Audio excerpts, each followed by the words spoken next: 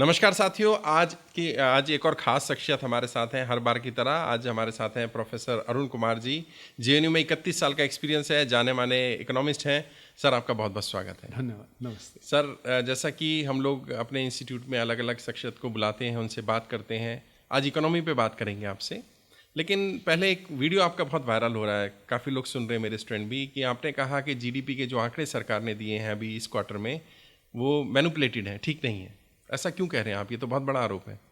नहीं, मेरा कहना है कि जिस तरीके से आप जीडीपी को नापते हैं ना जी। वही गलत है। अच्छा। इसलिए फिर आंकड़े गलत हो जाते हैं। उसकी वजह यह है कि हमारे जो क्वार्टरली आंकड़े आते हैं ना, उसमें असंगठित क्षेत्र बहुत कम होता है।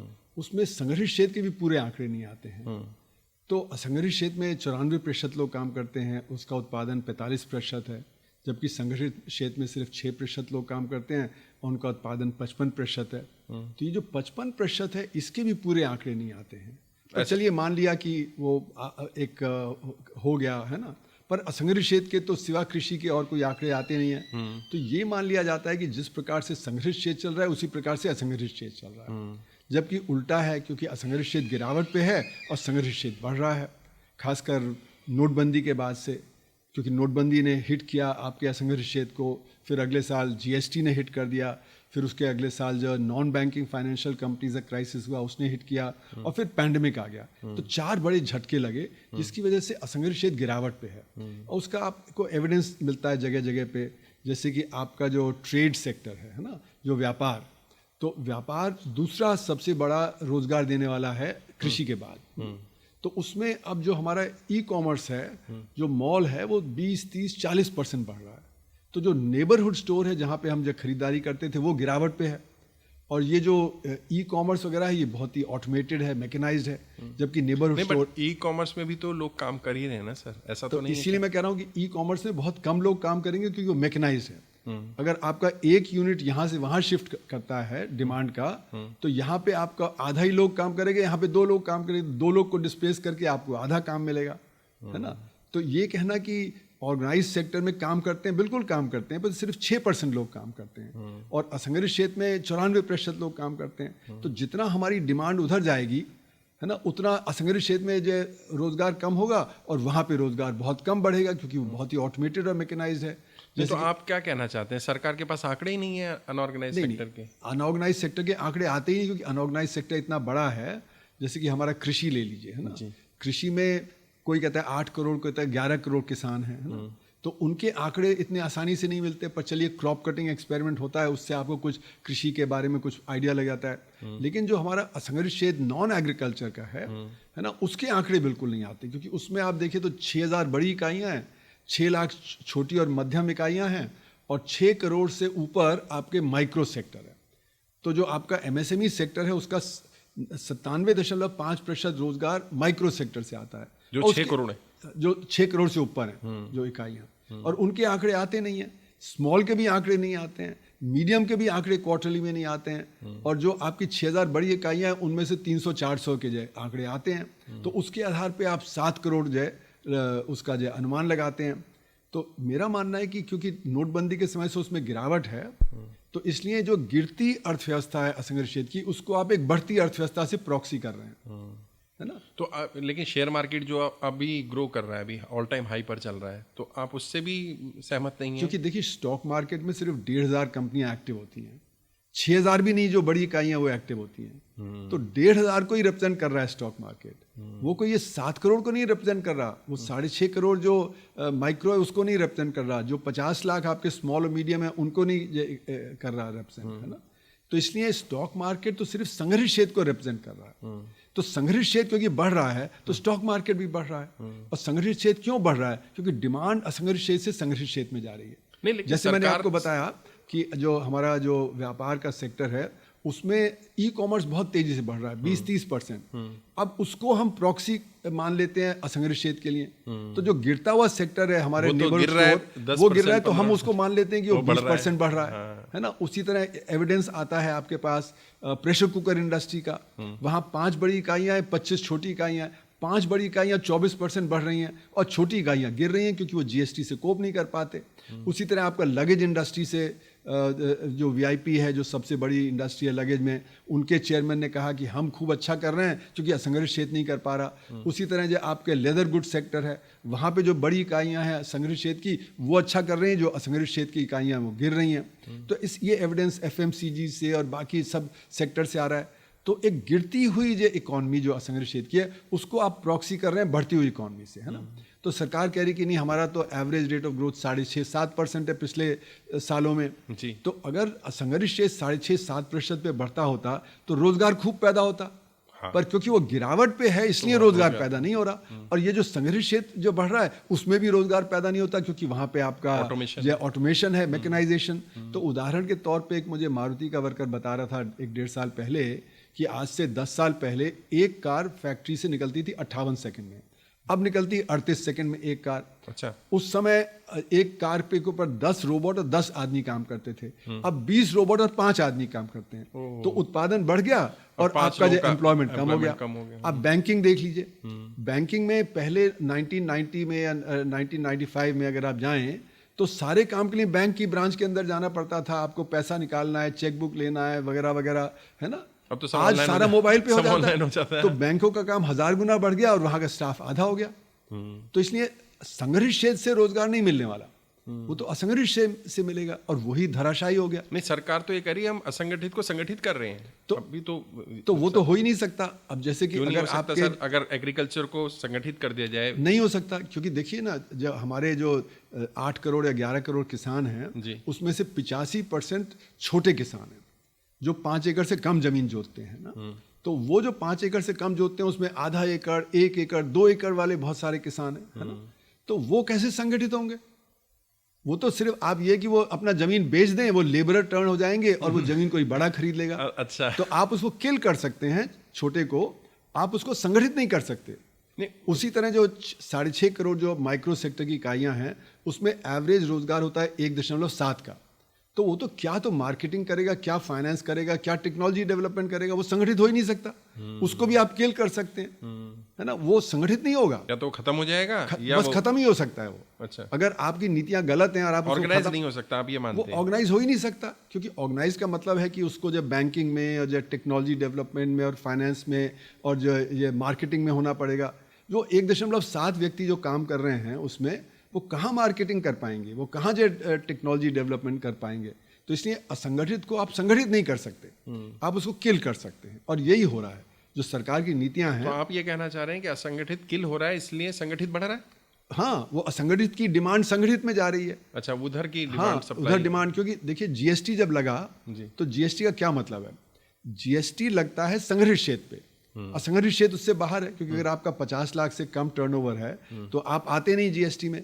और अगर 1.5 करोड़ और 50 लाख के बीच में तो आप कॉम्पोजिशन स्कीम में आते हैं, 1% आप टैक्स लगता है आपका जीएसटी।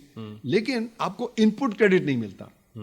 जो बड़ी इकाइयां हैं उनको इनपुट क्रेडिट मिलता है। तो इनपुट क्रेडिट मतलब कि आपका जो माल खरीदा उसका दाम कम हो गया, जीएसटी वापस मिल गया उनको वो मिल गया। यहाँ पे जो असंगठित क्षेत्र है उसको नहीं मिला, तो इनका दाम वही रहा, इनका दाम कम हो गया, तो डिमांड शिफ्ट हो गई, कम्पीट नहीं कर पा रहे।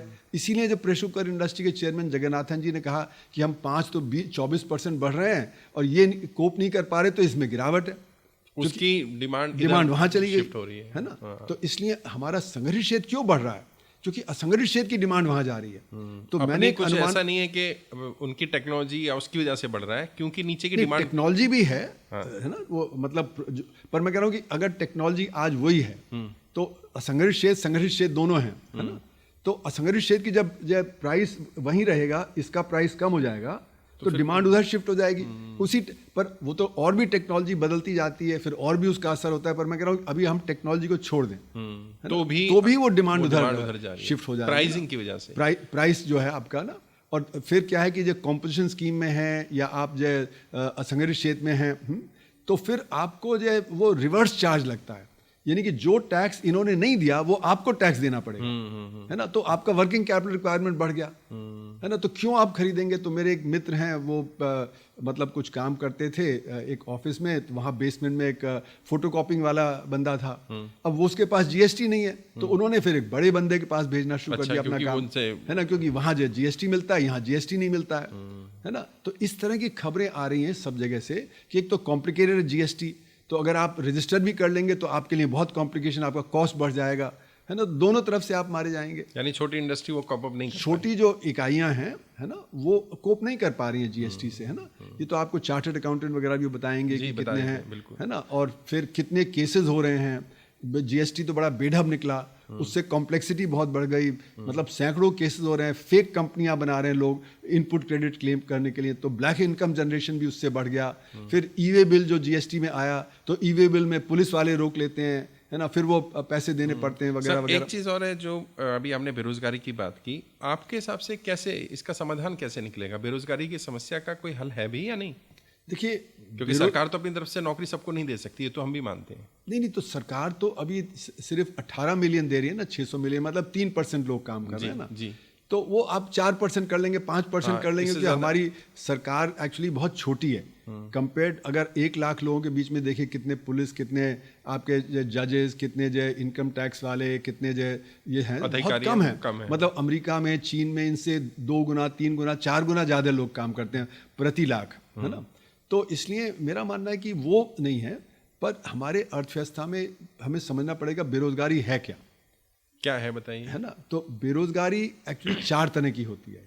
अच्छा, 4 तरह की होती है कैटेगरी वाइज। हाँ, अच्छा। तो एक तो हो गया कि आप काम ढूंढ रहे हैं, आपको काम नहीं मिल रहा, तो मतलब आप लेबर फोर्स में हैं या कहीं भी है, नौकरी ढूंढ रहे नहीं मिल रही है, मतलब कहीं नहीं, लेबर फोर्स में। अच्छा, लेबर फोर्स में मतलब आप 15 से 64 साल के बीच में हैं और आप कह रहे हैं कि भाई मैं काम करना चाहता हूँ। अच्छा, जैसे लेबर चौक पे लोग खड़े हैं और उन्हें लेबर काम नहीं मिल रहा है। 1 मिनट में आता हूँ उस सब पे, है ना, ये थोड़ा कॉम्प्लिकेटेड है। जी बताइए। तो उसमें क्या है कि आप काम ढूंढ रहे हैं, आपको काम नहीं मिल रहा, तो उसको हम बोलेंगे अनएम्प्लॉयड है।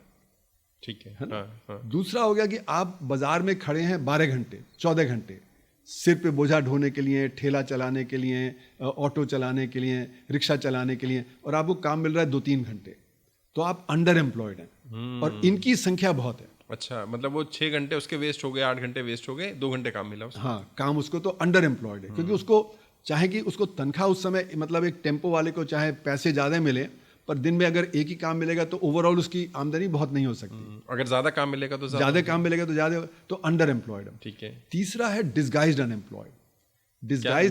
डिस्गाइज्ड मतलब छुपा हुआ बेरोजगारी। अच्छा, छुपा हुआ बेरोजगारी, छुपी हुई बेरोजगारी। वो क्या है कि आप एक दुकान पे जाएं, है ना, छोटी दुकानें हैं, दिन में 5, 10, 20 ग्राहक आते हैं, पर परिवार के 2 लोग बैठे हैं वहां पे, एक का भी काम नहीं है पूरा वहां पे, ओके, है ना, पर हम 2 लोग वहां बैठे हैं तो दोनों को हम एम्प्लॉय मान लेते हैं। हाँ, तो वो डिस्गाइज्ड अनएम्प्लॉयमेंट हो गया। उसी तरह खेत है, खेत में 1 एकड़, 2 एकड़, आधा एकड़ का खेत है, पूरा परिवार बैठा है वहां पे, काम नहीं है, तो डिस्गाइज्ड अनएम्प्लॉयमेंट है ना।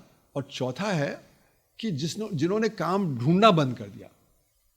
अच्छा, लेबर फोर्स में ही नहीं है, जो थक गए कि अब कुछ मिल नहीं रहा है। जैसे महिलाएं हैं, उनको काम नहीं मिल रहा है, तो महिलाओं की संख्या हमारे लेबर फोर्स में बहुत कम है ना। यूथ है, जो जितना एजुकेटेड यूथ है वो काम ढूंढ रहा है, काम नहीं मिल रहा, है ना, तो इनमें अनएम्प्लॉयमेंट बहुत है। तो ये जो कैटेगरी है जिसको लेबर फोर्स, ये चौथी कैटेगरी क्या बोलेंगे सर? ये लेबर फोर्स पार्टिसिपेशन जो होता है उससे बाहर है ये। अच्छा, लेबर फोर्स पार्टिसिपेशन से ही बाहर है ना। तो वो जो नौकरी ढूंढना ही बंद कर दिया, काम ढूंढना ही बंद कर दिया, मिल ही नहीं रहा उनको, है ना। अच्छा, दूसरी जो बड़ी अर्थव्यवस्थाएं हैं जैसे चीन हो गया, ब्राजील हो गया, अमेरिका हो गया, वहां पे 65 से 70% लोग 15 से 64 साल की उम्र के वहां पे लेबर फोर्स में होते हैं। अच्छा, हमारे यहाँ सरकारी आंकड़ों से भी जाइए तो करीब 55-58% है। और दूसरा ये कि अगर जो ILO की डेफिनेशन से जाएं तो CMI के जो आंकड़े आते हैं वो बताते हैं 50 है। तो मतलब हमारे यहाँ 10 से 15% लोग कम काम ढूंढ रहे हैं, तो वो बहुत बड़ी संख्या है। बट सर, ये तो प्रॉब्लम है, समाधान क्या है? मैंने कहा तो मेरा कहना ये है कि पहले तो हम समझें कि क्या क्या प्रॉब्लम है। अच्छा, है ना, कि मतलब जो काम नहीं पैदा हो रहा है। क्यों नहीं काम हो रहा पैदा?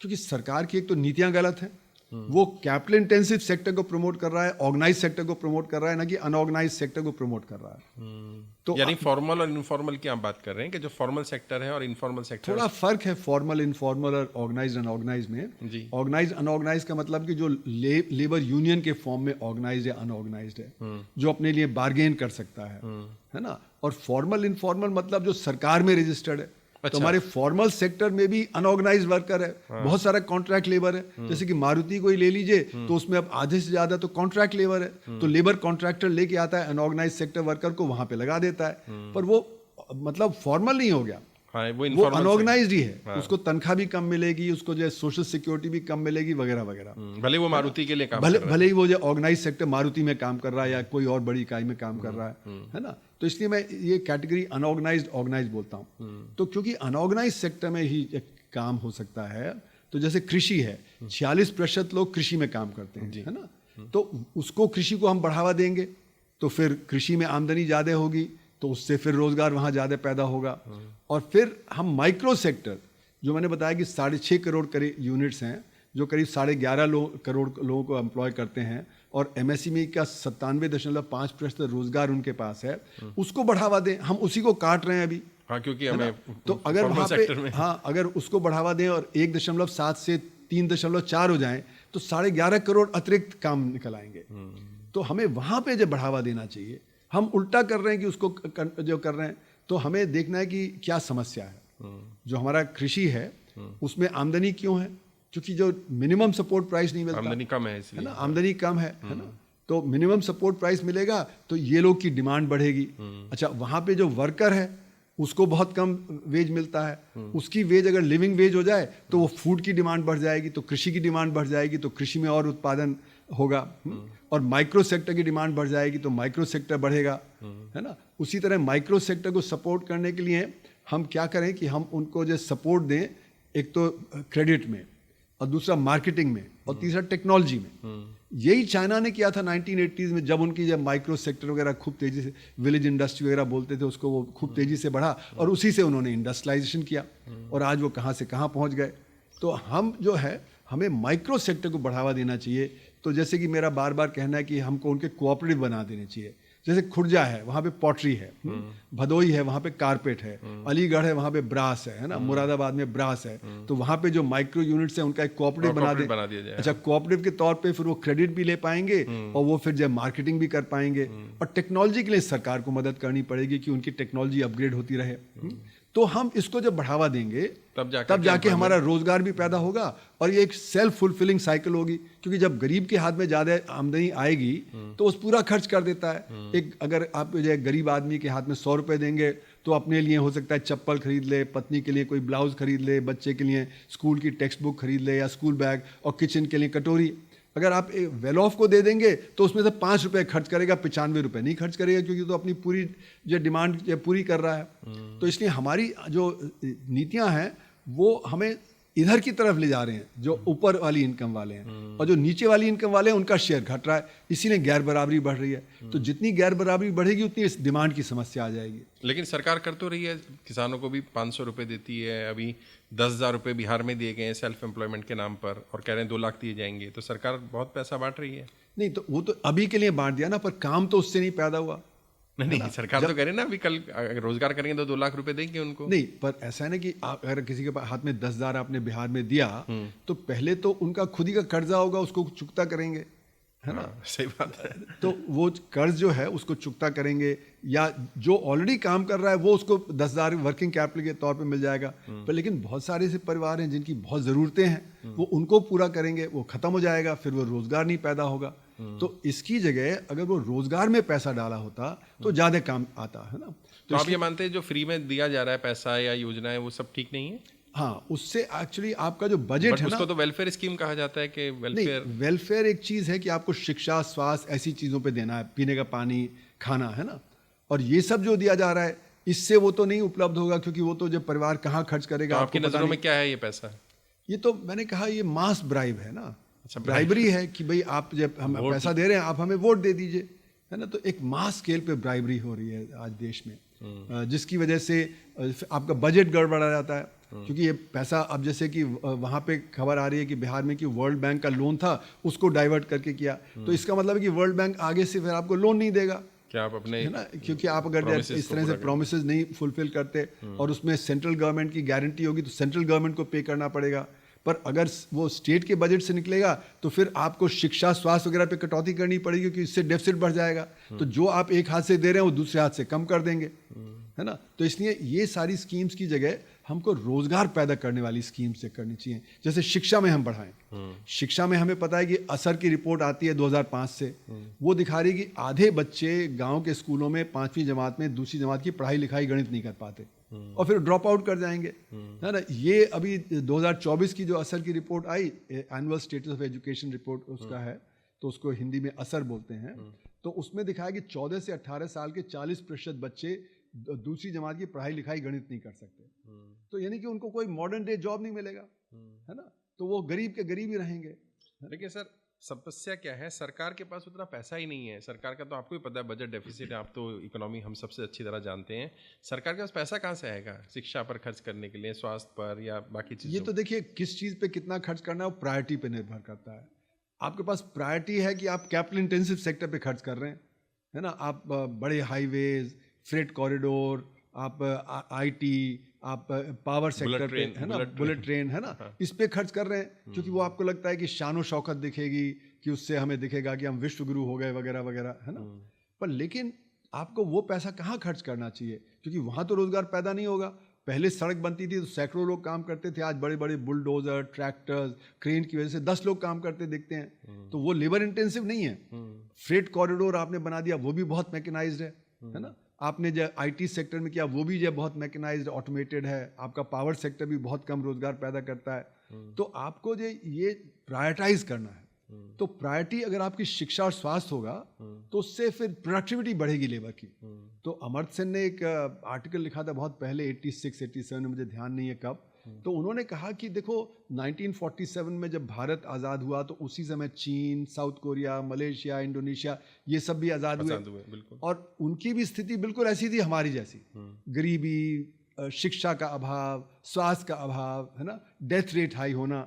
लेकिन उन्होंने खूब शिक्षा और स्वास्थ्य पे खर्च किया और 65 तक सारे बच्चे स्कूल में, है ना, और उससे उनकी प्रोडक्टिविटी बढ़ी। हमारे आज भी देश में करीब 20-30 मिलियन, 2-3 करोड़ बच्चे वो स्कूल नहीं जा पाते, है ना, तो प्रोडक्टिविटी कहाँ से बढ़ेगी, और वो बीमार रहते हैं क्योंकि हम शिक्षा पे और स्वास्थ्य पे खर्च नहीं करते। तो अगर हम शिक्षा और स्वास्थ्य पे खर्च करें तो हमारा लेबर भी प्रोडक्टिव होगा। आज बहुत बड़े लेवल पे इंडस्ट्री कहता है कि हमारा तो यूथ अनएम्प्लॉयबल है, अनएम्प्लॉयबल है, जगह जगह बात करते हैं कि उनकी कोई खास ट्रेनिंग नहीं है। तो क्योंकि हम शिक्षा और स्वास्थ्य पे ध्यान नहीं देते।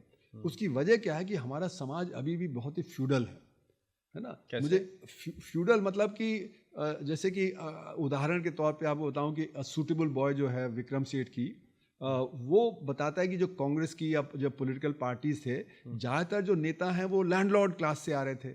तो लैंडलॉर्ड क्लास नहीं चाहता कि गरीब का बच्चा पढ़ जाए। तो मैंने भी अपने फिजिक्स और इकोनॉमिक्स के बीच में 1 साल कोशिश किया कुछ रूरल डेवलपमेंट वगैरह करने का।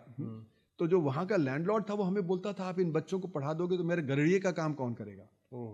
तो ये तो मतलब मैं मिड 70s की बता रहा हूँ। तो आज भी हमारा समाज बहुत फ्यूडल है जहाँ पे हम शिक्षा और स्वास्थ्य का ध्यान नहीं दे रहे कि गरीबों का हो। अब इलाहाबाद हाई कोर्ट ने जजमेंट तक दे दिया कि सरकारी स्कूलों में जब पॉलिटिशियंस के बच्चे और ब्यूरोक्रेट्स के बच्चे जाएंगे तो सरकारी स्कूल अच्छे हो जाएंगे, लेकिन वो इम्प्लीमेंट नहीं हुआ। होना चाहिए, बल्कि होना चाहिए, है ना। तो नेबरहुड स्कूल का जो कॉन्सेप्ट होना चाहिए कि सब बच्चे अपने जहाँ पे नेबरहुड है वहीं पे पढ़ें, तो सबको बराबर शिक्षा मिलेगी, तभी तो बराबर अपॉर्चुनिटी मिलेगी। हम जो इलीट क्लास है उसके लिए पब्लिक स्कूल्स हैं, खूब वहाँ पे फैसिलिटीज़ वगैरह हैं, उनको अच्छी शिक्षा मिल जाती है। गरीब के बच्चों को कोई जो खास वो मिलता नहीं है। इक्वलिटी अमंग्स अनइक्वल तो नहीं हो सकती है। तो वो आपने शुरू से ही जो उनको अनइक्वल बना दिया, क्योंकि उनकी ट्रेनिंग अलग है, इनकी ट्रेनिंग अलग है, तो वो कैसे बराबरी, तो बराबरी नहीं हो सकती। तो इसलिए हमें मतलब जो शिक्षा है उस पर खूब ध्यान देना चाहिए, स्वास्थ्य पे खूब ध्यान देना चाहिए, जिससे हमारा जब लेबर प्रोडक्टिव होगा तो वो एंटरप्रेन्योरशिप भी करेगा।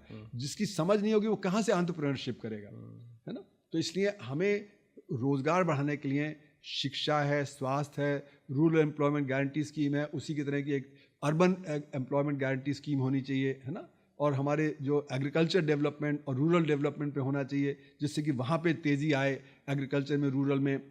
और फिर हमें रूरल डेवलपमेंट पे जब हम खर्च करेंगे तो पलायन कम हो जाएगा गांव से शहर, तो फिर वो, है ना। तो ये जो अभी शहर एक तरह से टूट रहे हैं, दिल्ली बम्बई जैसे इतना पोल्यूटेड हो गए हैं, है ना, वो कम हो जाएगा। यहाँ पे माइग्रेशन भी शुरू हो सकता है शायद। इतनी बड़ी सड़कें नहीं चाहिए होंगी आपको, इतने फ्लाईओवर नहीं चाहिए होंगे, इतने मेट्रो नहीं चाहिए होंगे। तो अगर आपको दिल्ली में एक स्कूल लगाना है तो प्लेग्राउंड वगैरह देना है तो 15-20 करोड़ कम से कम खर्च होगा। 15-20 करोड़ में तो गांव में आपके 50 स्कूल जो बन जाएंगे, है ना। तो वहाँ पे एजुकेशन नहीं हो रही, यहाँ पे जो एलीट की जो एजुकेशन हो रही है। तो इसलिए अगर हम रूरल एरियाज पे और एग्रीकल्चर पे ज़्यादा ध्यान देंगे, उन पे ज़्यादा इन्वेस्ट करेंगे, तो ये प्रायोरिटी की बात है। पर क्योंकि हमारा एलीट जो वर्ग है, जो ऑर्गेनाइज सेक्टर है, वो चाहता है कि सारे रिसोर्सेज उनकी तरफ जाएं, तो 80% इन्वेस्टमेंट तो संग्रहित क्षेत्र में जा रहा है। तो 6% लोगों के लिए 80% इन्वेस्टमेंट जा रहा है और 94% लोगों के लिए 20% जा रहा है। और जो कृषि में 46% है, उनके लिए तो सिर्फ 5% जा रहा है इन्वेस्टमेंट। तो इतनी जब इतनी इनइक्वालिटी होगी तो इनकम इनइक्वालिटी बढ़ेगी, वेल्थ इनइक्वालिटी बढ़ेगी। तो जो इनइक्वालिटी बढ़ेगी उससे और परेशानी। तो इसलिए मैं मानता हूँ कि सरकार की नीतियां गलत हैं कि वो संग्रहित क्षेत्र को प्रायोरिटीज नहीं ठीक से कर पा रहे, और उसके पीछे हमारे जो गैर बराबरी है वो बहुत है। फ्यूडल माइंडसेट है। फ्यूडल माइंडसेट कहता है कि भाई मैं अपने लिए कर रहा हूँ और ये गरीब जो है वो तो गरीब ही है, ये तो सेवा करने के लिए है ना। वो इक्वालिटी का सेंस नहीं है। तो अभी इसीलिए हमारी डेमोक्रेसी बहुत कमजोर हो जाती है। अब मतलब आपको सुनने में आता है कि लोग कहते हैं कि मैं अपना वोट क्यों वेस्ट करूं, जो जीत रहा है उसी को वोट करूंगा, है ना।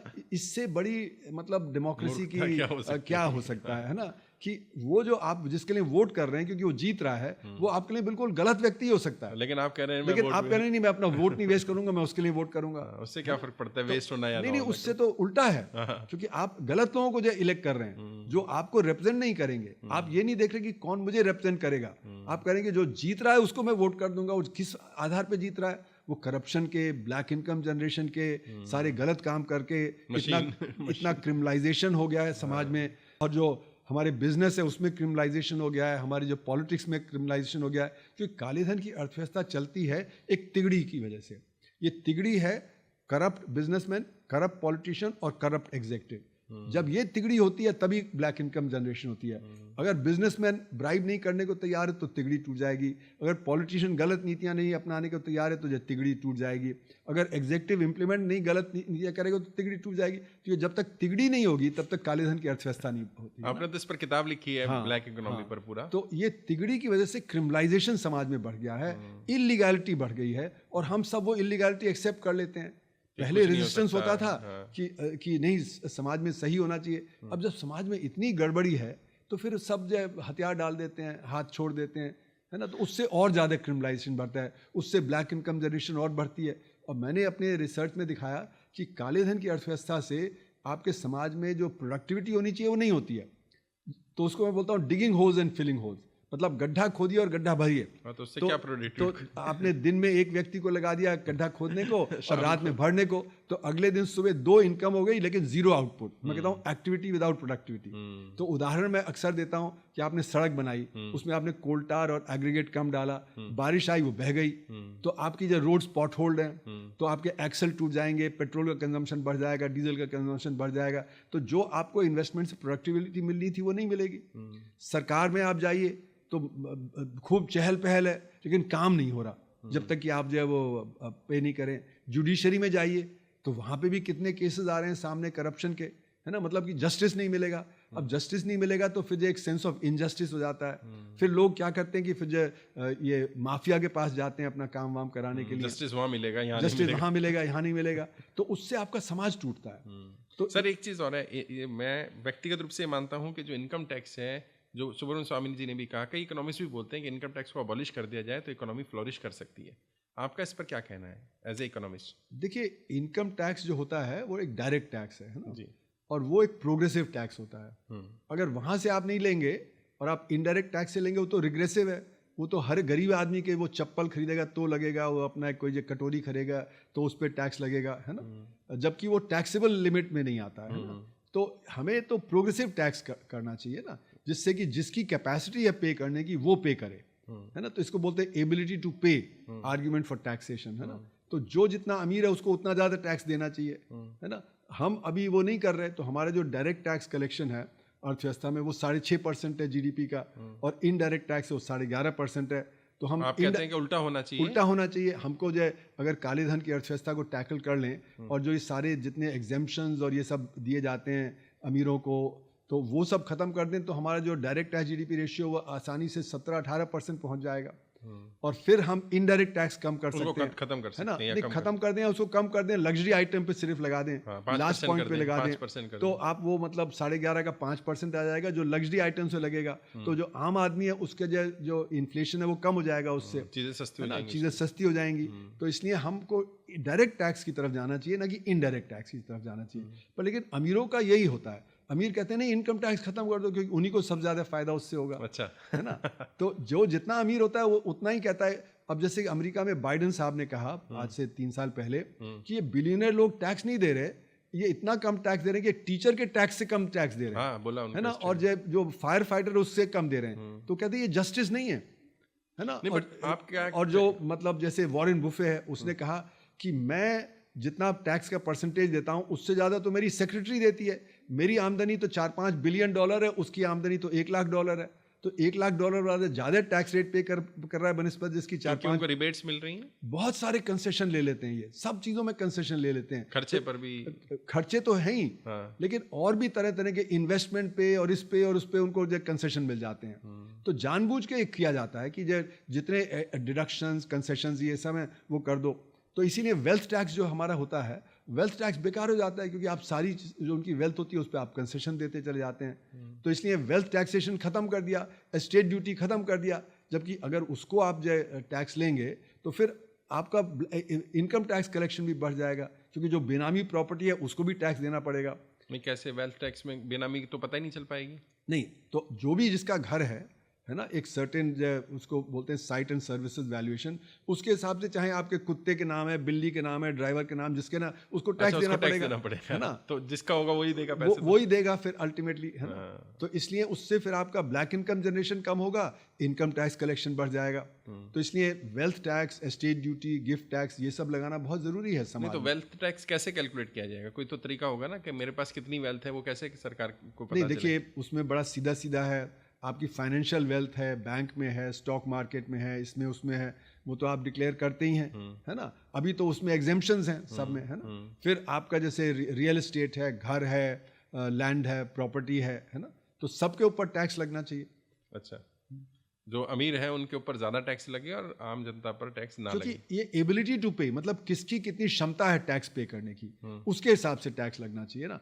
उसको हम बोलते हैं जस्टिस समाज में, कि भाई मेरे पास तो खाने पीने का नहीं है तो मैं कहाँ से टैक्स दूं, और किसी के पास बहुत ज़्यादा है। नहीं, तो सरकार ने 12 लाख तक तो एग्जम्पशन दे ही दिया। तो 12 लाख तो सिर्फ संगठित क्षेत्र का है ना, असंगठित क्षेत्र तो टैक्स लिमिट से बहुत नीचे होता है। जैसे कि ई श्रम पोर्टल में जो 30 करोड़ लोगों ने रजिस्टर किया, 90% बोल रहे हैं हम तो 10,000 रुपये से कम कमाते हैं, तो 1,20,000 रुपये साल कमाते हैं, है ना? तो वो तो टैक्स नेट में है ही नहीं, पर वो इनडायरेक्ट टैक्स पे कर रहे हैं। वो जो भी सामान खरीद रहे हैं, खाने पीने का कर रहे हैं, ये मतलब उस सब पे जीएसटी लगा हुआ है जो भी वो खरीद रहे हैं, तो इसलिए वो टैक्स पे कर रहे हैं।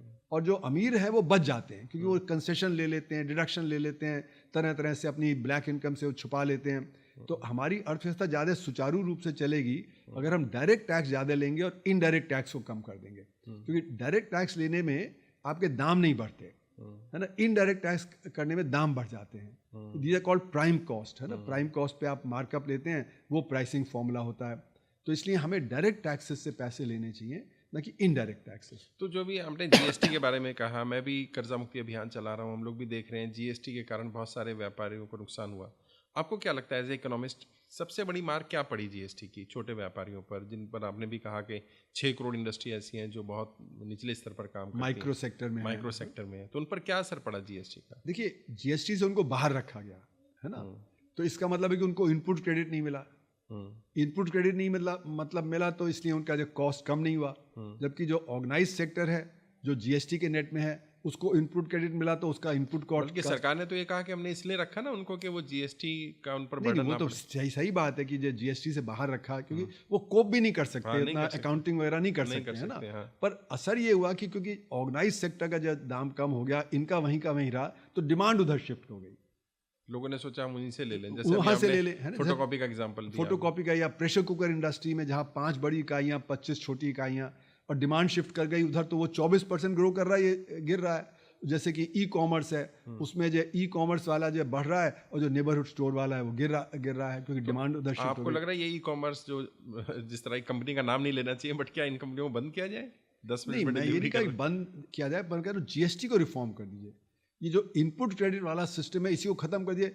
ये जीएसटी को बोलते हैं लास्ट पॉइंट टैक्स है, मतलब अल्टीमेटली जब आपने अपनी टाई खरीदी तो टाई पे आपने जब पे किया है ना, तो आप ही ने सारा टैक्स पे किया ना। जितने भी 100 स्टेजेस बीच में, जिसने तागा किया, जिसने डाइंग किया, जिसने वो किया, ट्रांसपोर्ट किया, चार्टर्ड अकाउंटेंट हुआ, ये सब पे टैक्स लगा। तो 100 स्टेजेस पे कहीं 10 पैसा, 5 पैसा, 20 पैसा टैक्स लग गया है ना, उसको खत्म कर दीजिए। तो इनपुट क्रेडिट्स का जो डिसएडवांटेज है असंगठित क्षेत्र को खत्म हो जाएगा। और लास्ट में जो टाई आपने जहां से खरीदी है ना, वो डिस्ट्रीब्यूटर से ले लीजिए या मैन्युफैक्चरर से ले लीजिए, बस वो लास्ट पॉइंट टैक्स हो जाएगा। तो इनपुट क्रेडिट का सिस्टम खत्म हो जाएगा। थोड़ा कम किया जा सकता है, 18% की बजाय उसको 10%। नहीं, वो आप करें या ना करें, पर जो हम दूसरी बात पे है ना कि जो असंगठित क्षेत्र को डिसएडवांटेज है वो खत्म हो जाएगा। आप चाहे वो 10% कर पाएंगे, फिर वो कंपटीशन में बेटर हो जाएगा। अभी तो कंपटीशन में डाउन जा रहे हैं, है ना, तो डिमांड उनकी वहीं रहेगी और इसकी डिमांड जो बढ़ गई थी वो डिमांड इनके डिमांड के शिफ्ट करने से नहीं बढ़ेगी। तो इसलिए अगर आप लास्ट पॉइंट टैक्स कर दें सिर्फ लग्जरी आइटम्स पे, है ना, तो सिर्फ रिच के ऊपर वो पड़ेगा और गरीब आदमी उससे बच जाएगा। और लास्ट पॉइंट होने से मतलब है कि सारे इंटरमीडिएट सब खत्म हो जाएंगे। तो अभी तो आपके 4 बिलियन जब वो आपको जो फाइल करने पड़ते हैं रिटर्न्स हर एक को हर तिमाही पे, वो 40 मिलियन रह जाएंगे, वो 100th हो जाएगा, है ना। तो सिंप्लीफाई हो जाएगा, तो ब्लैक इनकम जनरेशन भी कम हो जाएगा, है ना। अभी तो इतना कॉम्प्लेक्सिटी है कि फिर रेट भी कम किया जा सकता है अगर वो आप चाहें करें या ना करें। पर अगर आप सिर्फ लग्जरी आइटम्स पे रख रहे हैं या सिन गुड्स पे रख रहे हैं तो बाकी तो चाहे आप मतलब क्योंकि तो एग्जेम्प्ट है तो उसका वो है। तो इसलिए ये करना बहुत ज़रूरी है कि जीएसटी को रिफॉर्म करना। इस पे मैं 2015 से बराबर लिखता चला आ रहा हूँ कि जीएसटी हमारे देश के लिए सही नहीं है। ये कहा गया कि फ्रांस में तो 1954 से है और 160 कंट्रीज में है, पर किसी और देश में इतना बड़ा संघर्ष क्षेत्र नहीं है। सिर्फ हमारे यहाँ जब ये पैंडेमिक हुआ तो लाखों करोड़ लोग पलायन करते दिखे। ब्राज़ील में दिखे नहीं दिखे, चीन में दिखे नहीं दिखे, अमेरिका में दिखे नहीं दिखे। सिर्फ हमारी अर्थव्यवस्था में इतना बड़ा असंगठित क्षेत्र है, इसलिए हमारे लिए वो सूटेबल नहीं है। अनऑर्गेनाइज सेक्टर को किल करने का एक तरह से ये स्टेप था। ये संगठित क्षेत्र को आगे बढ़ाने के लिए असंगठित क्षेत्र को किल करने आपको क्या लग रहा है, डेलिब्रेट अटेम्प्ट था या ये गलती से? इसके लिए प्रेशर है मल्टीनेशनल्स का भी, इसका प्रेशर IMF वगैरह से भी था, है ना, क्योंकि वो तो मल्टीनेशनल के इंटरेस्ट को देखते हैं। तो उनको लगता है कि जब हमारा ऑर्गेनाइज सेक्टर बढ़ेगा तो मल्टीनेशनल आके यहाँ पे ऑक्यूपाई कर लेंगे, बड़ी कंपनियां आ जाएंगी और यहाँ पे अब जैसे बैंकिंग है तो हमारी जो प्राइवेट बैंक्स है अब तो एक तरह से फॉरेन बैंक्स हो गए, उनमें 60-70% तो फॉरेन इन्वेस्टमेंट है। तो ये जो मतलब मल्टीनेशनल्स ये चाहते हैं, IMF वर्ल्ड बैंक ये चाहता था कि हम वैट की तरफ जाएं, GST की तरफ जाएं और उनके दबाव में हम लोगों ने ये सब किया है। और हमारा ऑर्गेनाइज सेक्टर ये चाहता था, तो ऑर्गेनाइज सेक्टर के दबाव में ये मतलब हुआ सांठ गांठ के। पर हमारे असंगठित क्षेत्र का जो इंटरेस्ट है वो किसी ने ध्यान नहीं दिया। सर अब सेकंड स्टेज पे आ रहे हैं हम लोग। सर एज ए इकोनॉमिस्ट आपको क्या लगता है देश की आगे की आर्थिक स्थिति ठीक करने के लिए क्या नीतियां होनी चाहिए सरकार को? अगर आपको कोई सजेशन देना हो 1-2 पॉइंट तो क्या बोलेंगे कि तुरंत ये किया जाए? सबसे जरूरी है रोजगार पैदा करना। रोजगार होगा तो गरीबी कम होगी, है ना। अभी तो फर्जी आंकड़ों के तौर पे हम कह देते हैं कि हमने 25 करोड़ लोगों को गरीबी की रेखा से कम कर दिया, जबकि हमने गरीबी की रेखा तो आंकी नहीं जो तेंदुलकर कमेटी के बाद, जो 2004 के बाद, है ना। तो अभी हम कहते हैं मल्टी डायमेंशनल जो ये है डिस्क्रिमिनेशन, है ना, मल्टी डायमेंशनल क्या है नाम मेरे दिमाग से स्लिप कर रहा है ना, वो कैसे हो सकता है जबकि हमने नेशनल हेल्थ एंड फैमिली सर्वे 2015-16 को कंपेयर किया 2019-21 से। अब सबको पता है 2020 में तो पैंडेमिक था, हाँ, उसमें तो आपका जो इनकम गिर गई, आपके बच्चे शिक्षा में नहीं जा पा रहे थे, लोग अस्पताल के बाहर मर जा रहे थे। तो ये 3 पैरामीटर्स थे जिनके आधार पे आप करते हैं ये डेप्रिवेशन, मल्टी डिमेंशनल जो डेप्रिवेशन है ना, उसको आप मेजर करते हैं तो वो कैसे बेहतर हो गया? वो तो गिरावट पे था ना 2020 में, तो इसलिए हो ही नहीं सकता। तो ये मतलब आंकड़े ही जो गलत हैं कि हमने 25 करोड़ लोगों को। तो पहला तो आपको लगता है रोजगार पर काम करना चाहिए? रोजगार ही सबसे जरूरी है और रोजगार से बाकी सब चीजें जुड़ी हुई हैं। कृषि जुड़ा हुआ है, माइक्रो सेक्टर जुड़ा हुआ है, स्मॉल सेक्टर जुड़ा हुआ है ना, फिर आपका जो पब्लिक सेक्टर है वो जुड़ा हुआ है, आपका बजट जुड़ा हुआ है ना। तो अगर आप ये कहेंगे कि आज से हम रोजगार पे जब फोकस करेंगे तो ये सारी नीतियां बदलनी पड़ेंगी। किस प्रकार की टेक्नोलॉजी होगी, किस प्रकार से हमारा ट्रेड होगा, किस प्रकार से हमारा कृषि होगा, है ना, वो सारा इससे जो है। तो रोजगार तो आप कह रहे हैं कि इनफॉर्मल सेक्टर या आपके टर्म में बोले तो अनऑर्गेनाइज सेक्टर में ज्यादा मिलेगा, तो इसीलिए फिर अनऑर्गेनाइज सेक्टर को ऑर्गेनाइज बढ़ाना सेक्टर पड़ेगा। को नहीं बढ़ा के अनऑर्गेनाइज को बढ़ाना। ऑर्गेनाइज सेक्टर के पास ऑलरेडी कैश बहुत है। 2019 में जब कॉर्पोरेट टैक्स कंसेशन मिला तो उनको 1.6 लाख करोड़ की छूट मिल गई। उन्होंने इन्वेस्ट करने की जगह उन्होंने उससे अपना ऋण खत्म कर दिया, है ना। तो अब उनके पास सरप्लस है, वो इन्वेस्ट नहीं कर रहे क्योंकि डिमांड कम है। तो सरकार बार बार कह रही कि देखो हमने तो पब्लिक सेक्टर का कितना इन्वेस्टमेंट बढ़ा दिया, है ना, कहाँ 5 लाख था 7.5 लाख किया, 11 लाख कर दिया, है ना। और वो कह रहे कि प्राइवेट सेक्टर आगे नहीं आ रहा है इन्वेस्ट। तो प्राइवेट सेक्टर कह रहा है जब तक डिमांड नहीं होगी तो हम क्यों इन्वेस्ट करें, है ना। तो आरबीआई का डेटा आता है ओबिकस करके, है ना, वो ऑर्गेनाइज सेक्टर का डेटा होता है। वो दिखा रहा है कि हमारा जो कैपेसिटी यूटिलाइजेशन है वो 70 और 75 के बीच में घूमता रहता है। तो अगर आप 100 कार प्रोड्यूस कर सकते हैं और आपकी 70 कारें जैसे बिक रही हैं, तो आप 110 की कैपेसिटी क्यों क्रिएट करेंगे? क्योंकि फिर तो आपके 40 कारें नहीं बिकेंगी। अभी तो 30 नहीं बिक रही तो आपका लॉस बढ़ जाएगा। तो जब तक ये कैपेसिटी यूटिलाइजेशन 85-90 के आसपास नहीं आता तब तक आप और एक्स्ट्रा नहीं इन्वेस्ट करेंगे। तो जब इन्वेस्टमेंट कम हो जाएगा तो फिर अपने आप ग्रोथ कम हो जाएगी, है ना। तो इसलिए हमें डिमांड जनरेट करनी है। डिमांड जनरेट करने के लिए ये 94% लोग जो असंगठित क्षेत्र में इनके हाथ में पैसा आएगा तो डिमांड जनरेट होगी, है ना। अगर आप सिर्फ अमीर के हाथ में देते रहेंगे, है ना, अपर मिडिल क्लास के हाथ में देते रहेंगे, वो डिमांड नहीं जनरेट करेंगे। तो सर ये तो इतनी छोटी सी बात है, मुझे समझ आ रही है, हमारी ऑडियंस को भी समझ में आ रही हुई, ये सरकार को समझ में नहीं आ रही है कि नहीं, सरकार तो उन्हीं के हाथ में है ना। सरकार को कौन चलाता है? नहीं, सरकार को कौन बनाता है ये सवाल होना चाहिए ना। पहले तो वोटर बनाते हैं, वो 94% लोग ही तो बना रहे हैं सरकार। नहीं बनाते ना, उनके पास कोई चॉइस ही नहीं है। जो भी पार्टी आती है वही ये करती है। कौन सी पार्टी है जो? कांग्रेस भी ऐसे ही करती थी। 1991 के बाद जो आर्थिक नीतियां आई उसने गैर बराबरी की, है ना, गैर बराबरी बढ़ाई, उन्होंने ऑर्गेनाइज सेक्टर को बढ़ाया, है ना। तो इसलिए जो भी सरकार होती है, देखिए पॉलिटिक्स क्या है, सत्ता, और सत्ता कौन लेना चाहता है? जिसका वेस्टेड इंटरेस्ट होता है। तो सरकारें तो वेस्टेड इंटरेस्ट को सर्व करती हैं ना।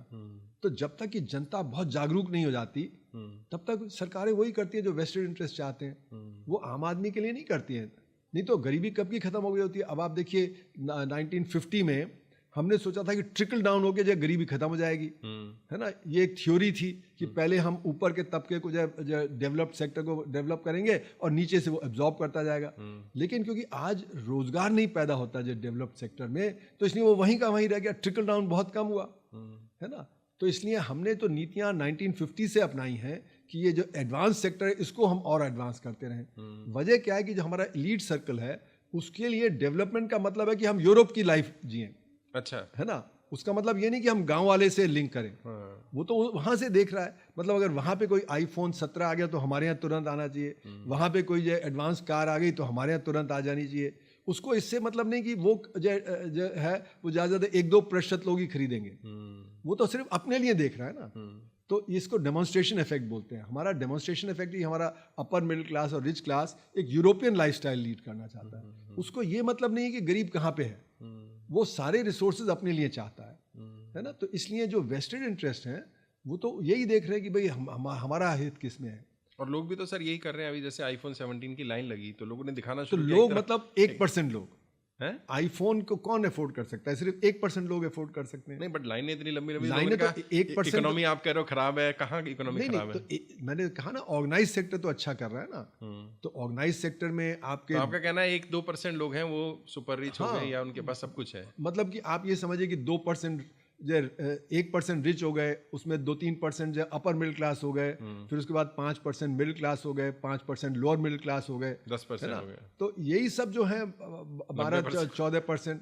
पर अगर आप ये देखें क्योंकि हम 145 करोड़ हैं, तो अगर ये आप मान लें कि 1% रिच हैं, 2% अपर मिडिल क्लास हैं और फिर आपके 2-3% मिडिल क्लास हैं, तो 5-6% 145 करोड़ का मतलब हो गया कि आपके करीब 7-8 करोड़ लोग परचेजिंग पावर रखते हैं। तो वो तो जर्मनी के साइज का हो गया। तो एक गरीब 145 करोड़ के देश में एक जर्मनी बैठा हुआ है, जो उसी की चमक दमक दिख रही है ना। कि बड़ी कारें, बड़े टेलीविजन, ये कौन खरीद रहा है? कोई जो 10,000 रुपये कमाता है महीने का वो तो नहीं खरीद रहा ना। वो तो कोई इंडिगो में नहीं चल रहा ना, वो कोई एयर इंडिया में नहीं चल रहा, है ना।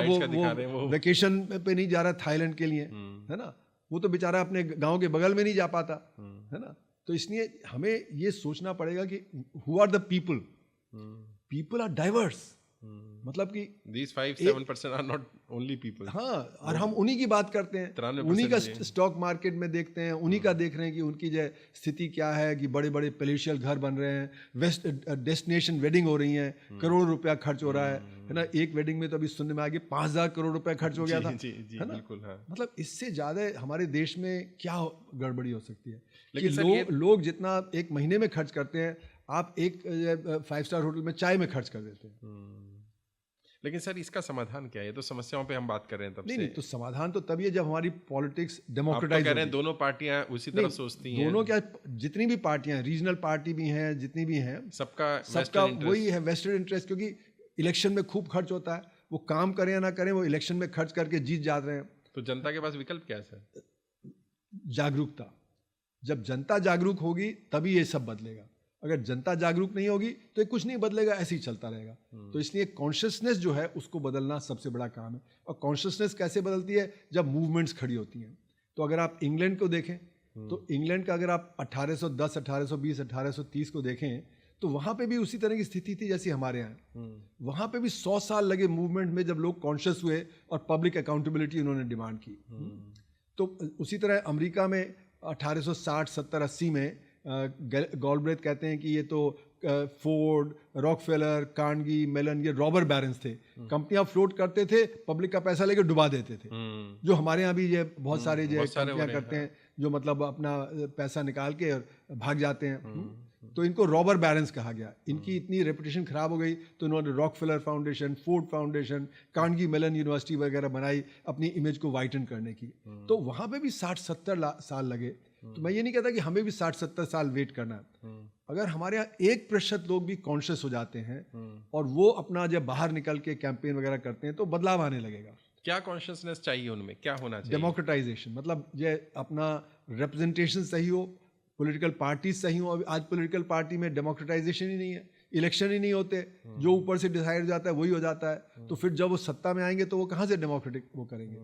तो पॉलिटिकल पार्टी रिफॉर्म चाहिए, राइट टू इन्फॉर्मेशन चाहिए, विसल ब्लोअर बिल चाहिए, है ना। अब हमने आरटीआई को डाइल्यूट कर दिया, विसल ब्लोअर बिल को डाइल्यूट कर दिया। कितने सारे विसल ब्लोअर तो जब मर जाते हैं उनको मार दिया जाता है, क्योंकि हमने उसको डाइल्यूट कर दिया। तो कॉन्शियसनेस आएगी जब मूवमेंट्स खड़े होंगे। और हमारे यहाँ देश में हुए, जैसे जो जेपी मूवमेंट हुआ है ना, नव निर्माण मूवमेंट 73 में हुआ, जेपी मूवमेंट हुआ, उससे कॉन्शियसनेस बदली, लेकिन वो फिर वापस वैसे ही चला गया, क्योंकि जनता सरकार आई, उन्होंने भी सारी गड़बड़ियाँ की। फिर आप देखें बोफोर्स के टाइम पे एक मूवमेंट खड़ा हुआ जब वीपी सिंह वगैरह हुए, पर वो भी शॉर्ट लिव था, फिर खत्म हो गया। फिर हर्षद मेहता ने जब कोलैप्स किया स्टॉक मार्केट 92 में, फिर थोड़े मिडिल क्लास लोग जो एजिटेट हुए, वो खत्म हो गया। फिर ये अन्ना हजारे रामदेव का हुआ है ना 2010-12 के बीच में, वो भी खत्म हो गया। तो सस्टेन मूवमेंट चाहिए। ये सस्टेन मूवमेंट, महात्मा गांधी जी ने एक बड़ा मूवमेंट किया देश की आज़ादी का, नेशनल मूवमेंट जिसको है ना, तो वो सस्टेन मूवमेंट चाहिए आपको, है ना। वो हम पीरियोडिकली करते हैं, फिर वो दब जाता है, पीरियोडिकली करते हैं, फिर दब जाता है। तो जब सस्टेन मूवमेंट हो गया डेमोक्रेटाइजेशन के लिए और अपनी जो राइट्स के लिए, तो उससे फिर बदलाव आएगा समाज में।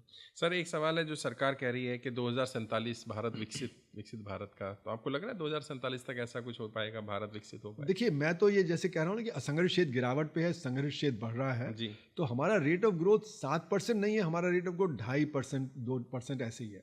अच्छा, हाँ, क्योंकि हमारा जो असंगठित क्षेत्र है उसका डेटा तो उसमें आता नहीं, और असंगठित क्षेत्र में हम दिखा रहे हैं कि 6.5% की ग्रोथ है, जबकि वहाँ पे कम से कम 5% की जो डिक्लाइन है।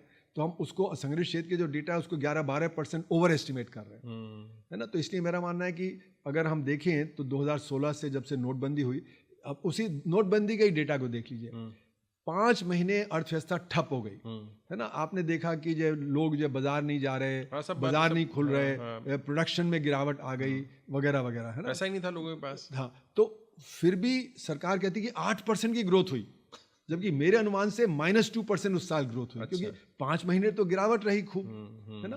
तो -2 को 8% दिखा दिया, क्योंकि आपका मेथड गलत है ना। कैलकुलेशन का मेथड ही बदल दिया। कैलकुलेशन का नहीं, मेथड तो वही था, लेकिन अब क्योंकि सिचुएशन बदल गई, एक अर्थव्यवस्था को शॉक लगा, तो वो मेथड ही गलत हो गया, है ना। फिर नोटबंदी ने धक्का दिया, तो 2016-17 में वो हुआ, 2017-18 में ये हुआ, 2018-19 में NBFC का हुआ, 2020-21 में पैंडेमिक हो गया। तो इसलिए हमारा डेटा ही गलत है। तो इसलिए मेरा मानना है कि हमारा ग्रोथ 2-2.5% है, ना कि 6.5-7%। तो हमारा growth rate over estimated by 4% है ना। तो यानी कि 2016-17 से आज हम 48% हमने ओवर एस्टिमेट किया हुआ है। तो आपके हिसाब से जो ये कह रहे हैं 5 ट्रिलियन इकोनॉमी हो जाएगा, 3 ट्रिलियन हो गया है, वो नहीं होगा इतनी जल्दी ना। अगर जब तक हमारा असंगठित क्षेत्र तेजी से नहीं बढ़ेगा तब तक हमें 7% ग्रोथ नहीं होगी, तो हमारी 2-2.5% ग्रोथ ही रहेगी। तो उसके हिसाब से तो हम होंगे नहीं। तो इसलिए मैं कहता हूँ कि आज हमारी अर्थव्यवस्था 3.8 ट्रिलियन की नहीं है, वो 2.5 ट्रिलियन डॉलर की है। तो यानी कि हम इटली से थोड़ा आगे हैं, पर अभी जापान के बराबर नहीं पहुंचे। 7वें नंबर पे शायद, 7वें नंबर पे आपके साथ। हाँ, और अभी हम मतलब जापान से आगे नहीं, हालांकि सरकार कह रही कि हम जापान से आगे पहुंच गए, तीसरी हो गए, लेकिन वो अभी बहुत दूर है, क्योंकि अभी हम 2.5 ट्रिलियन डॉलर है, ना कि 3.8 ट्रिलियन डॉलर। तो अगर इसी रफ्तार से चले तो हम विकसित भारत नहीं बनेंगे 2047 तक। अच्छी बात है, होना चाहिए, लेकिन उसके लिए हमें असंगठित क्षेत्र को, आंकड़ों से नहीं चलेगा ना, असंगठित क्षेत्र को आगे करना पड़ेगा। और होता क्या है कि हमारे सारा जो डेटा है वो सारा संगठित क्षेत्र पे है। लोग कहते हैं कि अगर हमारी रेट ऑफ ग्रोथ कम है तो टैक्स कलेक्शन कैसे हो रहा है? तो टैक्स कलेक्शन कहाँ से आता है? तो संगठित क्षेत्र से आता है, जीएसटी संगठित क्षेत्र से आता है, इनकम टैक्स संगठित क्षेत्र से आता है, कॉर्पोरेट टैक्स कलेक्शन संगठित क्षेत्र से आता है। तो वो बढ़ रहा है तो टैक्स कलेक्शन बढ़ रहा है, जीएसटी कलेक्शन बढ़ गया, ये जीएसटी है ना। इसका मतलब ये नहीं कि असंगठित क्षेत्र बढ़ रहा है, इसका मतलब सिर्फ ये है कि संगठित क्षेत्र ही बढ़ रहा है। तो इसलिए हमें ये सब देखना चाहिए। और जो सेविंग है, सेविंग अच्छी है तो क्यों? क्योंकि अमीर के हाथ में पैसा है, वो सेव कर रहा है। जो 10,000 रुपए कमा रहा है वो थोड़े सेव कर रहा है, उसके पास तो है ही ना, नहीं, उसके पास तो हैंड टू माउथ है, खाने पीने का नहीं है, वो तो ऋण में फंसा हुआ है। तो इसलिए ये सारा का सारा जो दिखाया जा रहा है डेटा में, वो संगठित क्षेत्र का डेटा है ना। तो उसके आधार पे तो पूरा देश नहीं चलता है ना, उसके आधार पे नहीं चलता है, और फिर हमारे आंकड़े फर्जी हो जाते हैं, और फर्जी आंकड़ों के आधार सर पे। अभी एक जो एआई का भी हम लोग जब डिस्कस कर रहे थे पॉडकास्ट से पहले, आपने बड़ी बात बोली कि एआई से तो और नुकसान होने वाला है। बहुत ज्यादा है। कैसे? मतलब क्योंकि एआई तो देखिए, अभी तक टेक्निकल चेंज होता था तो फिजिकल लेबर डिस्प्लेस करता था। यानी कि आपको जो है बुवाई करनी है तो हल बैल से करते थे, अब ट्रैक्टर से करते हैं। तो बंदा ही है। जो 3 एकड़ आप 3 दिन में 1 एकड़ करते थे, आप 3 घंटे में 1 एकड़ कर लेते हैं। लेकिन फिर आपको कटाई करनी है तो आप हार्वेस्टर कंबाइन से करते हैं, हाथ से नहीं करते, है ना। तो कृषि में भी आपका रोजगार पैदा नहीं हो रहा ऑटोमेशन से, है ना। और अब एआई क्या कर रहा है? एआई कर रहा है कि मेंटल लेबर को डिस्प्लेस कर रहा है। जो अभी तक टेक्नोलॉजी होती थी वो फिजिकल लेबर को डिस्प्लेस करती थी, और तो अब टीचर का काम, आर्टिस्ट का काम, म्यूजिशियन का काम, डॉक्टर का काम, लॉयर्स का काम, आर्किटेक्ट का काम, इनको डिस्प्लेस कर रहा है। तो ये बड़ी तेजी से बढ़ रहा है। तो अनएम्प्लॉयमेंट तो बढ़ेगा फिर। तो उससे अनएम्प्लॉयमेंट सिर्फ जो मतलब जो आपका लो स्किल्ड है ना, लो स्किल्ड वाले का ही नहीं, जो स्किल्ड है उसका भी अनएम्प्लॉयमेंट बढ़ेगा। क्योंकि अब जैसे लॉयर को इतने अपने वो साथी नहीं रखने पड़ेंगे, उसका ड्राफ्ट वगैरह है, बेसिक ड्राफ्ट तैयार कर देगा एआई, उसमें आपको सिर्फ डेटा थोड़ा फीड करना है, तो जितने आप हैं वो तो कम हो जाएंगे। उसी तरह डॉक्टर्स वगैरह के, अब जैसे कि सुना कि जैसे आपका जो एक्सरे है उसको कैसे अच्छे से पढ़े तो एआई कर देगा, है ना। तो उसके लिए फिर आपको टेक्नीशियंस की जो कम जरूरत पड़ेगी, है ना। एक हमारे मित्र हैं, उन्होंने एक ऐप डिज़ाइन किया कि आपके जो स्किन पे अगर कोई फुंसी है उसकी आप पिक्चर उनके पास भेज दीजिए तो एआई बता देगा ये फुंसी क्या है, उस पर क्या दवा चाहिए, आपको डॉक्टर के पास जाने की जरूरत नहीं है, टेस्टिंग की भी शायद जरूरत ना पड़े। हाँ, एक वही मैं आ रहा था कि एक हमारे जो वो हैं रिलेटिव, उन्होंने एक एआई डिवाइस किया, माथे की पिक्चर लेते हैं, कुछ 2-3 पैरामीटर्स फिट कर देते हैं, वो आपका शुगर और बीपी और ये सब बता देता है ना। तो ये मतलब बहुत बड़े लेवल पे। तो क्या अगले 5 साल 10 साल? अब एलोन मस्क ने कहा तो 1 साल में हो जाएगा। ये 1 साल तो खैर तो 1 साल ज्यादा है, पर मतलब जैसे कि बिल गेट्स ने कहा 2-3 साल लगेंगे, पर जिस रफ्तार से जा रहा है, और अगर क्वांटम कंप्यूटिंग आ गई अगले 2 साल में, तो ये तो आप समझिए कि महीनों की बात है कि ये सब बदल जाएगा। क्वांटम कंप्यूटिंग इतने तेजी से सब बदलाव लाएगा एआई में कि वो फिर मतलब, तो इसलिए बड़ी अनिश्चितता के काल से हम गुजर रहे हैं, और इससे कैपिटलिज्म का बड़ा क्राइसिस होगा और अराजकता हो सकती है, क्योंकि जब लोगों के पास काम नहीं होगा तो अराजकता हो जाएगी। नहीं, बट लोगों को पैसा दिया जाएगा। एलन मस्क ने ऐसा ही बोला ना कि पैसा दे देंगे लोगों को। कहने के लिए कह रहे हैं कि दे देंगे, पर देंगे या नहीं देंगे पता नहीं। वो तो कहेंगे हमारा प्रॉफिट बन रहा है। अगर वो उनको ये करना होता तो वो वर्क आवर्स कम कर देते, 40 घंटे की जगह 35 घंटे कर देते, 30 घंटे। यहाँ तो नारायण मूर्ति कह रहे हैं 70 घंटे कर दो, है ना। तो उल्टा बोल रहे हैं वो तो जो कैपिटलिस्ट है वो तो अपना प्रॉफिट नहीं, वो कहेगा भाई ये तो मैं प्रॉफिट ज़्यादा है, मैंने टेक्नोलॉजी डेवलप की है, मैं प्रॉफिट और कमाऊंगा। तो ये कैपिटलिज्म का बड़ा जबरदस्त क्राइसिस। तो क्या क्रांति ये कैपिटलिस्ट के खिलाफ ही होगी अब आपको लग रहा है? क्रांति तो बाद की बात है, देखिए उसमें नहीं, लेकिन अवेयरनेस होगी जनता को तो अवेयरनेस है ही नहीं। आज जनता को कहाँ पता कि एआई क्या करेगा? जनता तो उसको एआई का ही नहीं पता, आम जनता को। ग्रामीण एरिया में तो नहीं मालूम है उनको। नहीं, ग्रामीण क्या, आप किसी भी गरीब परिवार में जाएं तो उनको क्या आइडिया कि एआई क्या है ना? तो इसलिए आज तो जागरूकता ही नहीं है ना। क्रांति वगैरह के लिए तो आपको जागरूकता चाहिए, तो क्रांति के तो बात दूर दूर है। मैं तो कह रहा हूँ एनार्की फैलेगी। पहले कॉन्शियस करना पड़ेगा जनता को। हाँ, नहीं वो तो कौन करेगा, है ना? क्योंकि अभी तो मुझे लग रहा है कि हम एनार्की की तरफ जा रहे हैं, है ना? ये अनार्की की तरफ मतलब कि लोगों के पैसा नहीं होगा, आमदनी नहीं होगी, मतलब तरह तरह की परेशानियां होंगी। तो इसलिए हमको आज से इसके बारे में सोचना है, हमारी सरकार को और दुनिया की सरकारें। लेकिन हरीरी ने सही बोला कि ट्रस्ट नहीं है आज समाज में, और ट्रस्ट बहुत टाइम लेता है बिल्ड करने में। तो उन्होंने कहा कि अमेरिका नहीं रोकेगा क्योंकि चीन नहीं रोकेगा, चीन नहीं रोकेगा कि अमेरिका नहीं रोकेगा। जो आगे निकल जाएगा वो सारी दुनिया पे डोमिनेट करेगा। जैसे कि कोई इसको नहीं रोकेगा। मेटा नहीं रोकेगा कि गूगल आगे निकल जाएगा, गूगल नहीं रोकेगा कि जब माइक्रोसॉफ्ट आगे निकल जाएगा, माइक्रोसॉफ्ट नहीं रोकेगा कि IBM आगे निकल जाएगा। तो कोई रोकेगा नहीं। और इलॉन मस्क ने अभी पिछले साल एक बहुत बड़ा कंप्यूटर सेंटर कोलोसस करके सेटअप किया। उसमें 1 लाख NVIDIA M100 चिप्स हैं, और 2025 में 1 लाख और ऐड कर रहा है। ज्यादातर लोग जो काम करते हैं वो 1-2 चिप से काम करते हैं, वो 2 लाख चिप्स से। तो बड़ी तेजी से AI का डेवलपमेंट हो रहा है ना? इतनी स्पीड से हो रहा है। तो उसमें एनवायरमेंटल प्रॉब्लम भी हैं, एनर्जी की प्रॉब्लम भी है। इसी ने छोटे छोटे न्यूक्लियर रिएक्टर बनाए जा रहे हैं क्योंकि वो डेटा सेंटर इतना सारा जो एनर्जी चाहते हैं, तो छोटे छोटे न्यूक्लियर रिएक्टर, हम भी छोटे न्यूक्लियर रिएक्टर की बात कर रहे हैं अपने बजट वगैरह में। तो ये जो कॉन्शियसनेस है ना, मतलब मल्टीपल लेवल पे शायद प्रॉब्लम्स आने वाली हैं, बहुत ज़्यादा प्रॉब्लम मेरा, क्योंकि हम तैयार नहीं है उस प्रॉब्लम को फेस करने के लिए, है ना? हमारी वो कॉन्शियसनेस नहीं है। और जैसे हरीरी ने कहा, ट्रस्ट नहीं है। और ये AI समझिए सुपर कॉन्शियस अगर हो गया तो ह्यूमन रेस को खत्म कर देगा, इंसान पे भी कंट्रोल कर लेगा। हाँ, इंसान पे ही कंट्रोल हो जाएगा फिर तो। नहीं, वो तो खत्म कर देगा, वो ह्यूमन बीइंग की जरूरत ही नहीं रहेगी उसको। क्योंकि वो कहेगा ये तो घूमते फिरते हैं, ये तो नींद आती है इनको, सो जाते हैं, ये तो 24 घंटे काम करता है कंप्यूटर। कंप्यूटर भूलता नहीं है, हम लोग तो भूल जाते हैं। AI तो सब कुछ याद रखेगा। AI तो क्योंकि एक बार वो कंप्यूटर में आ गया तो भूलेगा नहीं। तो इसलिए ये सारी चीजें देखते हुए हरीरी ने सही कहा कि ट्रस्ट हम बिल्ड नहीं कर पाएंगे इतनी जल्दी जितनी तेजी से AI चल रहा है। तो हिंटन साहब जो समझे जाते हैं कि फादर ऑफ AI, है ना, जिन्होंने AI को जन्म दिया एक तरह से, हिंटन ने उन्होंने गूगल से रिजाइन किया 30 साल पहले, और कैंपेन कर रहे हैं कि भाई डेवलपमेंट रोक दो क्योंकि हमें पता नहीं हम कहाँ जा रहे हैं। और फिर मतलब आप ये देखिए कि उन्होंने एक एक्सपेरिमेंट के बारे में बताया कि एक वो AI को कहा कि ये काम करने के लिए, उसने काम कर दिया तो उसको बोला कि स्विच ऑफ कर दो, तो AI बोलता मैं क्यों स्विच ऑफ करूं? हाँ, अभी इंस्टा पे चल रहा है काफी वो। हाँ, और फिर उसने फट से अपनी कॉपी किसी दूसरे कंप्यूटर पे डाल दी, जिससे कि अगर आप ये कंप्यूटर आपने बंद भी कर दिया तो वहां पे वो एक्टिव रहेगा, तो कॉन्शियस है, मतलब है ना। हरीरी एग्जांपल देते हैं कि कैसे AI झूठ बोल देता है अपने काम करने के लिए। तो ये कॉन्शियसनेस जो आ रही है, और AI के पास सारे हथियार हैं। आज इजराइल की बॉम्बिंग AI से हो रही है, यूक्रेन में बॉम्बिंग AI से हो रही है ना। फेक न्यूज़ AI जनरेट करता है। किसी 2 तबकों को लड़ाना है तो उसके पास इंस्ट्रूमेंट है कि कैसे इनके आपस में लड़वा दो। वो जो आदमी लोनली है उससे कैसे बिहेव करना है, वो सुसाइड भी करवा सकता है ना। टेम्पटिंग कर सकता है उसको कि भाई आपको सुसाइड करना क्यों जरूरी है। नहीं, वो तो मतलब कुछ केसेस में हुआ ना कि वो AI से दोस्ती हो गई और फिर वो उसने सुसाइड कमिट कर लिया।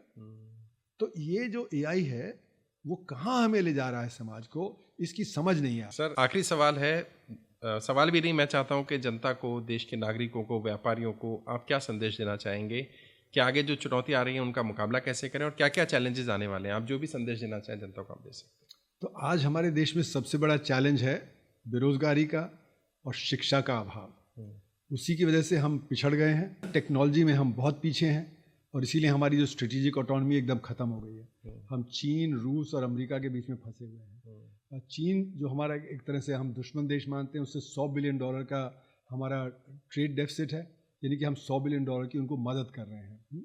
उनसे हम हाई टेक आइटम भी लेते हैं, लो टेक आइटम भी लेते हैं। हमारा पतंग का मांझा और गणेश की मूर्ति और दिवाली की लाइट भी वहाँ से आती है, और API, इलेक्ट्रॉनिक्स और ऑटोमोबाइल कंपोनेंट्स ये भी वहाँ से आते हैं। और हमारी फैक्ट्रियाँ भी वही सेटअप कर रहे हैं जो हमारे इंजीनियर चला नहीं पा रहे हैं। तो एक तरफ वो है, दूसरा हम अमेरिका से भी जो टेक्नोलॉजी ले रहे हैं वो हमें दबा रहा है, उसने हमारे पर टैरिफ लगा दिया है। तो स्ट्रेटेजिक इकोनॉमी इसलिए खत्म हुई क्योंकि हमारा शिक्षा का अभाव है और हमारे R&D पे खर्च कम है। तो R&D पे हम 0.6% GDP का खर्च करते हैं, जबकि चीन 3% करता है, और उनकी अर्थव्यवस्था हमसे 5 गुनी बड़ी है। तो इसका मतलब वो हमसे 22 गुना ज़्यादा R&D पे खर्च कर रहे हैं, और इसीलिए वो दुनिया के आज मैन्युफैक्चरिंग हब हो गए हैं और हम पिछड़ गए हैं। हम उनसे कम्पीट नहीं कर पा रहे हैं टेक्नोलॉजी में। तो जब तक हम वो टेक्नोलॉजी में कम्पीट नहीं कर पाएंगे, हम दुनिया के लेवल पे पिछड़ जाएंगे।